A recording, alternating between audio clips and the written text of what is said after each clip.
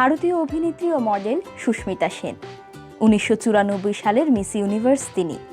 18 বছর বয়সে Femina Miss India মুকুট অর্জন করেছিলেন সুস্মিতা। তিনি প্রথম বাঙালি হিসেবে ভারতীয় প্রতিযোগিতায় জয়ী হন এবং হিন্দি ছবিতে কাজ শুরু করেন।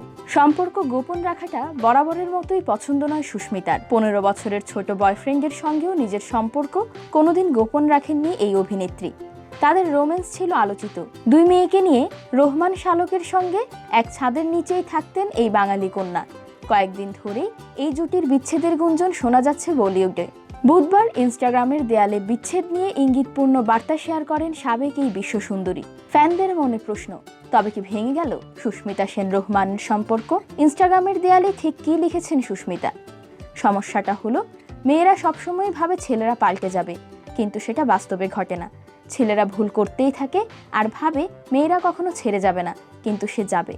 সঙ্গে সুস্মিতা জুড়ে দেন 2টি হ্যাশট্যাগ আর লেখেন, আমি তোমাদের ভালোবাসি। রহমান সুস্মিতার প্রেমের কাহিনী শুরু হয় ইনস্টাগ্রামের মাধ্যমে। রহমান কাশ্মীরের ছেলে, বড় হয়েছেন নৈনিতালে। দেরাদুনে ইঞ্জিনিয়ারিংয়ে পড়াশোনা শেষ করে আচমকা মডেলিং শুরু করেন। তিনি 5-6 বছর মডেলিং করার পর মুম্বাইতে পাড়ি জমান। মুম্বাইতে থাকাকালীন ইনস্টাগ্রাম মেসেজের মাধ্যমে সুস্মিতার সঙ্গে তার পরিচয়।